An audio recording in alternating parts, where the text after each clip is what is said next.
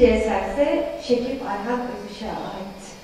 Ufacık da gözüktüm, yemyeşil gözlerim vardı. Değerli solistimiz, korumuzu daha önceki iki konserde yöneten değerli hocamız Dilek Çerman Efendisi.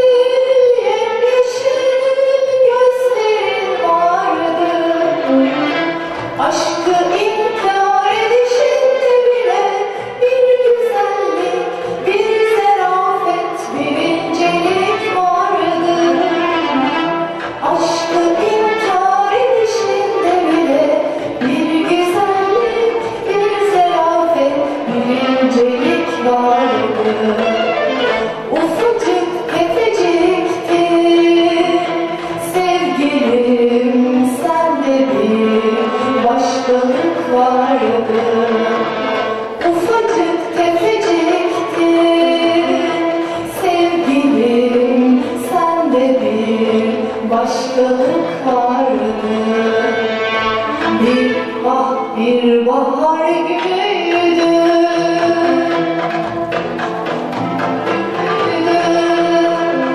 Bıraktın ellerimi, bıraktın ellerimi. Dedin ki artık elveda, elveda, elveda sevgilim sana elveda.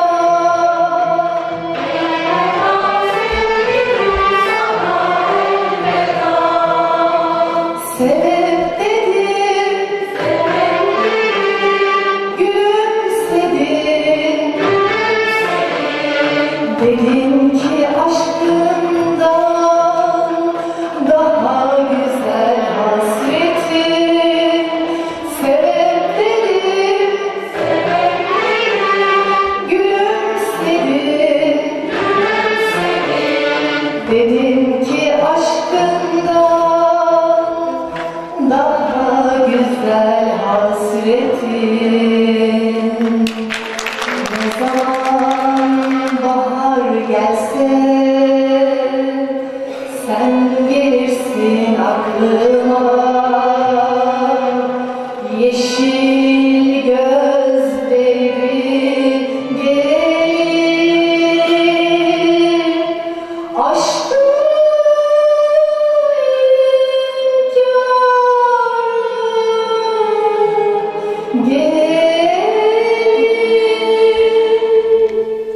ufacık tefecikti sevgilim, sende bir başkalık vardı. Ufacık tefecikti sevgilim, sende bir başkalık.